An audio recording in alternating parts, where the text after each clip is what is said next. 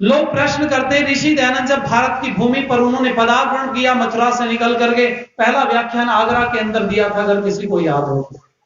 और उनके एक गुरु भाई ने आकर के अपने गुरुजी को कहा, गुरुजी दयानंद ने तो शोर मचाना शुरू कर दिया है, सबके खिलाफ बोल रहा है, वहां बड़ी भीड़ लगी हुई है और वो सिद्धांत कौमुदी का विरोध कर रहे हैं, बहुत सारी बातों का, मूर्ति पूजा का खंडन कर रहे हैं। जब ये सब बातें आकर के उस अंधे गुरु को बताई, बिरजानंद को, तो आंख से अंधे गुरुजी खड़े हो गए।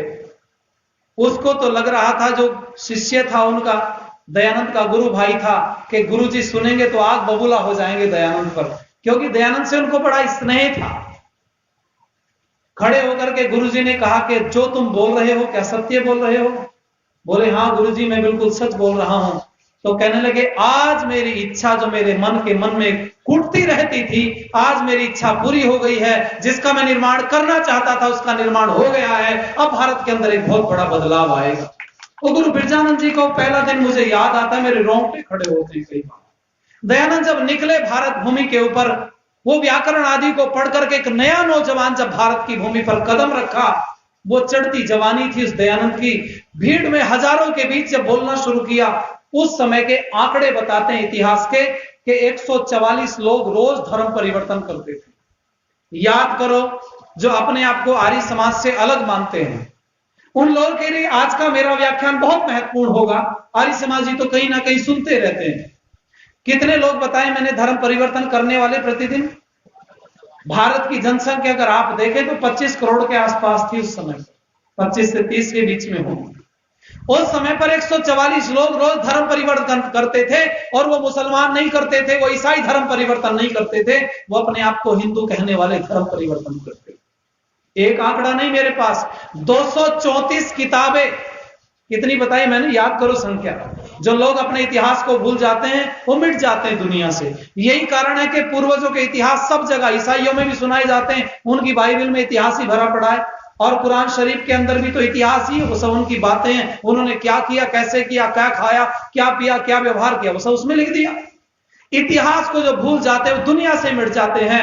वो कहते हैं 234 किताबें महापुरुषों के खिलाफ लिख दी गई थी, और 25,000 कन्याएं हिंदुओं की प्रतिवर्ष ईसाई या मुसलमानों के घरों में चली जाती थी।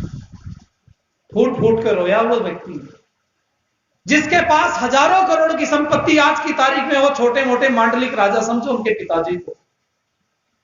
साथ में द्वारपाल रहता था, अंगरक्षक रहते हो जिसके पिताजी के पास में, आप हम देखें कितने लोग हैं जो साथ में गार्ड लेके चलते हैं, शायद कोई नहीं। उस परिस्थिति में जब देश बहुत गुलाम था, गरीब था, तब उनके पिताजी के पास अंगरक्षक हुआ करते थे, और एक दो नहीं 8-8 अंगरक्षक हुआ करते थे। इतने पैसे वाले घर में पैदा होकर के उस व्यक्ति कहां कहां चला गया, वो नहीं रोया घर में कितने लोग मर गए, और जब भारत की दशा को देखा बहुत फूट फूट करके रोया। मैं आपसे कहना चाहूंगा, 25,000 कन्याएं प्रतिवर्ष ईसाई मुसलमानों के घरों में जाती थी।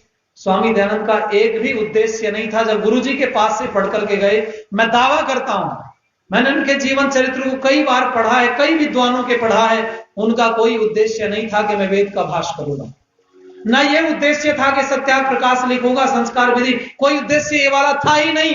ये तो मजबूरी थी दयानंद की। जब देखा 234 किताबें हमारे महापुरुषों के खिलाफ लिखी गई, 144 लोग धर्म परिवर्तन करते हैं, 25,000 कन्याएं प्रतिवर्ष मुसलमानों ईसाइयों के घरों में जा रही थी, तब लेखनी उठाई और सबसे पहले सत्याग्रह प्रकाश लिखा।